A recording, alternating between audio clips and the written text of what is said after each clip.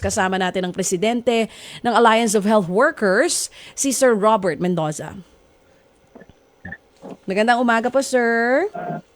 Yes, good morning po, DJ Chacha at Sir Gerard po at sa lahat ng tagapakinig ng ating programa po ngayong umaga. Nako, sir, naalala ko simula nung lumipat kami dito sa TV5 at sa Radyo 5, ito na yung pinag-uusapan natin. Kamusta, sir? Wala na bang utang ang gobyerno sa ating mga health workers?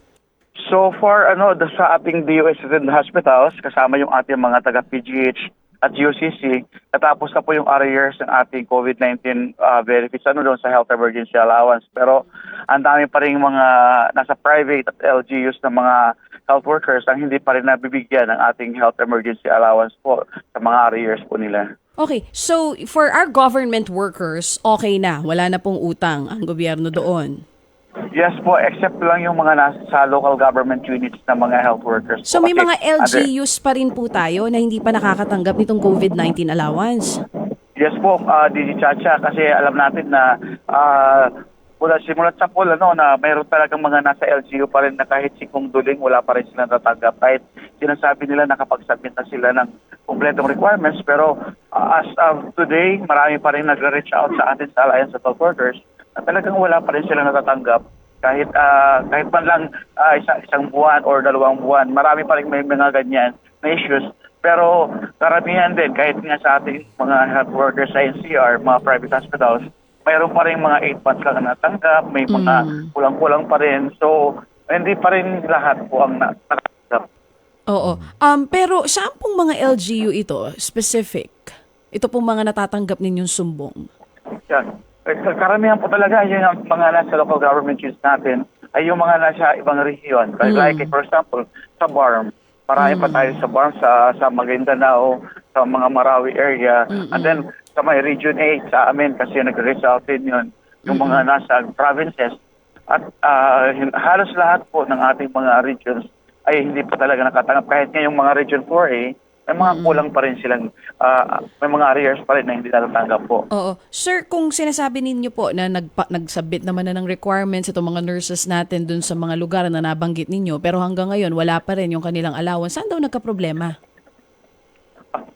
Ang alam po natin, sinasabi ni Secretary Pangandaman na mayroon as of 2024 na sa General Appropriation Act na budget, mayroong almost 14 billion na naiiwan na lang po para sa mga arrears. Pero I doubt kasi sinasabi rin ng ating Department of Health as of November 2023 may almost 62 billion pa na mga arrears. So, ang natin, asan na ba yung kaperahan na yan na nirelease ng DTI? Bakit hanggang ngayon, karamihan sa ating mga LGU, mga nasa private hospital, ay hindi pa rin natatanggap nila? Kasi, like for example, in St. Luke's Medical Center, both global at saka Quezon City na St. Luke's, mayroon pa silang arrears for 6 months for 2023. So, ang alam lang nila, mayroon pang mga nag-back down yung ating health emergency allowance processing system. Kaya yung iba, hindi pa po sila nakapag-upload ng kanilang mga requirements. Pero other than that, yung mga health workers natin sa mga regions, kumpleto sila ng requirements. Pero ang problema lang, hindi pa rin nare-release yung kanilang pondo. Sino po tumutulong dito sa mga LGU nurses natin para finally, after 4 years ng pag-battle nila dun sa COVID, sana naman matanggap nila ang para sa kanila talaga? Kami po sa Alliance of Health Workers, DJ Chacha, isa kami sa mga nangungulit kasi inaalam namin sa Alliance of Health Workers ano ba yung mga rehiyon na hindi pa nakakatanggap. Kasi ang gusto nga natin, sinasabi nga doon sa pag-uusap na dapat mayroong transparency, dapat may mapping, sinasabi ng DBM. Kung talagang mayroong mga rehiyon na hindi pa nakakatanggap, dapat transparent yung ating Department of Health, nakasulat sana kung sino ba yung mga nakareceive na, ilan ba yung kulang para mabilis natin ma-detect, ma-monitor kung sino ba itong kulang pang mga hospital or mga health centers or mga barangay health workers na nangangailangan din. No, kumbaga hindi pa pala rin tapos ang laban ng Alliance of Health Workers dito po sa issue ng COVID allowance ng iba nating nurses. Though, in all fairness naman, pwede na rin sigurong, half victory ba ito? Kasi kahit papano, yun namang mga nasa government hospitals ay naibigay na. Pero, yung laban nyo po tungkol dun sa salary ng mga health workers natin, hindi pa rin naipapanalo hanggang sa ngayon. Ayo po, napakahalaga po, Reggie Chacha, yung ano no, yung pagtaas talaga ng sahod ng mga health workers kasi kung titingnan natin yung sahod ng isang salary grade 1 na nasa gobyerno na health workers ay nasa 13,000. Yung 13,000 na yan, saan siya makakapunta? In fact, hindi na po ito nakabubuhay dahil yung 13,000 na yan, may marami pang deductions, may GSIS, pag-ibig, may mga loans pa. So yung take home pay ka na take us home, parang tawag natin yan. So dapat talaga itaas na talaga ang sahod ng salary grade 1. Ang panawagan natin ay nasa 33,000. And then para hindi tuloy-tuloy yung exodus ng ating mga nurses, dapat both public and private, dapat ang entry salary for the nurses also is nasa 50,000. At ito dapat ang tugunan ng ating gobyerno na hindi po tiyatsa ang solusyon dito. So kailangan talagang itaas ang sahod at para sa nakabubuhay na sahod para manatili yung ating mga health workers sa ating bansa para pagsilbihan yung ating mamamayan dahil sa Southeast Asia tayo ang pinakabarat magpasahod ng mga health workers. Sir, si Gerard de la Peña po ito. Sir po. Di ba ito pong mababang sweldo nagiging cost ng brain drain among our medical professionals? Kumusta po ngayon yung sitwasyon po natin ng dami ng nurses or maybe even doctors sa inyong hanay po? Yes po, good morning Sir Gerard. Alam po natin na isa ito sa mga cause na tuloy-tuloy ang exodus ng ating mga nurses kasi hindi na nga tayo na ang sahod ay hindi nakabubuhay na. No? Tapos nandyan pa yung mga dagdag na gastusin, yung pangunahing bilihin natin talagang grabe ang pagtaas. So sana ma-realize din ng ating gobyerno na isa ito sa mga dapat bigyan ng prioridad yung pagtaas talaga ng sahod na nakabubuhay para sa mga health workers kasi hindi naman solusyon yung tiyatsa para bigyan talaga ng maayos na pamumuhay yung ating mga health workers at iba pang mga kawani ng gobyerno. Ano? So, kailangan talagang itaas para manatili yung ating ibang mga health workers. Kasi, Sir Gerard, kung tingnan natin yung status ng ating mga hospitals sa usapin ng understaffing, hindi pa ito nare-resolve kasi wala namang mass hiring. And in fact, maraming mga health workers natin, mas lalo na sa private, ang talagang hindi talaga maayos yung pasahod ng ating mga nasa private din. Sa ngayon, yung ating nurses sa gobyerno, kahit pa paano nasa yung entry salary grade 15, nasa 36,000 na. Pero mas malala ang ating nasa private kasi may sumasahod pa na 10,000 to 15,000. At kahit nga yung ating mga health workers, kasi devolve yung ating healthcare system, marami pa rin sa mga provinces na talagang hindi talaga nakabubuhay yung sahod. Imagine may mga provinces pa tayo na nadalaw natin ang mga item ng nurses nila is nursing attendant para lang makatipid. Pero itong ating mga nurses, exploited talaga. So dapat talaga ayusin talaga ng ating healthcare system at ang ating panawagan dapat magkaroon ng renationalization. Ibalik yung healthcare system sa national kasi napupolitika yung ating mga health workers sa mga rehiyon, sa mga local government units.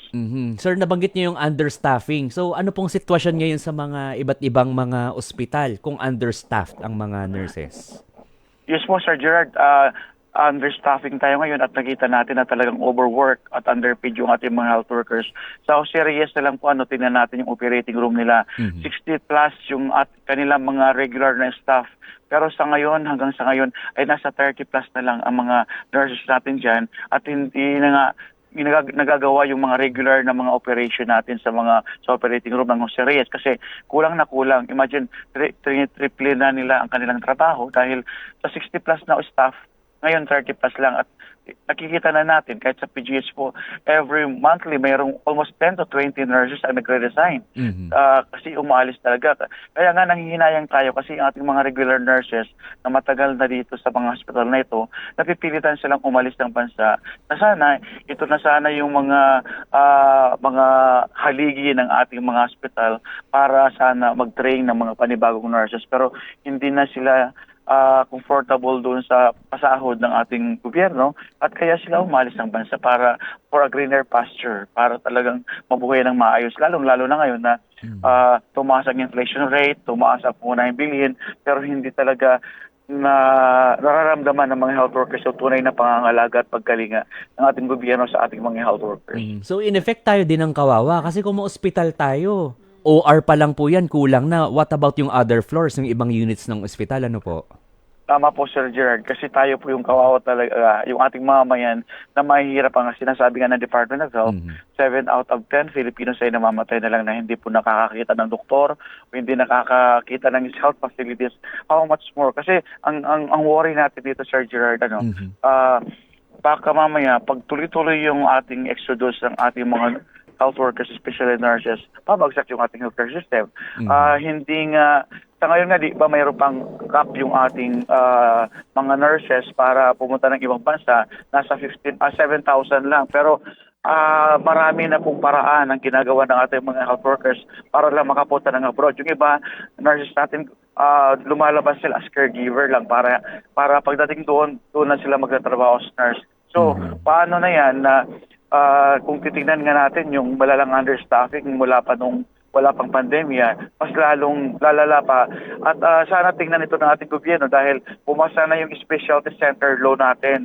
Magtatayo daw sila ng marami pang mga ospital. Pero saan naman sila kukuha ng mga health workers na magtatrabaho dito sa mga itatayong specialty care hospitals? Baka ang mangyari dyan, marami kang beds, marami kang facilities, walang nurse. Nako. Tama, sir. At in fact nga, kahit nga yung ating mga GCC hospital, maraming bed, in-increasean sila ng bed capacity. Pero kahit nga yung heart center, marami pa silang mga operating room na hindi nagbubukas dahil nga sa kakulangan din ng ating mga nurses. So, ito yung worry din natin na talagang sino-sino na po ang mag-aalaga sa ating mga pasyente. And in fact, dahil overwork, underpaid, nagkakasakit din ng ating mga health workers. So, ano nang mangyayari dito? Kasi ngayon nga, Sir Gerard, hindi pa tayo bumabalik sa, yung ibang workers na health workers, hindi pa bumabalik sa 8 hours duty. 12 hours duty pa rin sila ngayon. At dahil nga, kinocompensate nila yung kakulangan ng ating health workers sa mga hospital. Sir, alam ko marami nang ginagawa yung Alliance of Health Workers para i-push ito. Ano pa ang pwede niyong gawin? As if kulang pa, no? Ano pa pwede niyong gawin para i-push itong cost na ito na maitaas ang sweldo ng ating healthcare workers?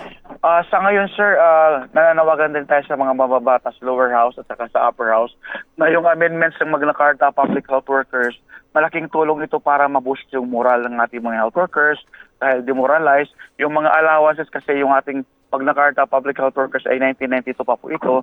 Sana ma-amend agad within 19 Congress para kahit papano, kahit hindi pa magtaas ang sahod ang ating mga health workers, mayroong dagdag na benepisyo doon sa usapin ng hazard pay, ng ating subsistence allowance, net differentials, at iba pang mga provisions doon sa Magna Carta para talagang kahit paano madagdagan naman yung mga benepisyo ng ating mga health workers. Kaya ang nagsusulong kasi ng Magna Carta Public Health Workers, yung Alliance of Health Workers, simulat sa poll na sa batas po ito.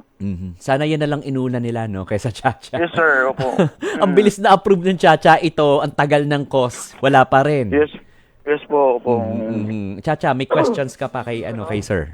Speaking of Chacha, napag-uusapan na rin po natin yan. Ano po ang inyong reaksyon dito nga sa mabilisang paglusot sa mababang kapulungan nitong RBH 7? Nakakagalit po Didi Chacha kasi mas inuna pa yung Chacha nila na in fact ang daming problema ng ating gobyerno, ng ating mamamayan na dapat natugunan kasi kung sinasabi nilang gagastos sila dyan ng milyones din, bakit hindi na lang ilaan para doon sa pagtaas ng sahod ng ating mga health workers at mga kawani ng gobyerno?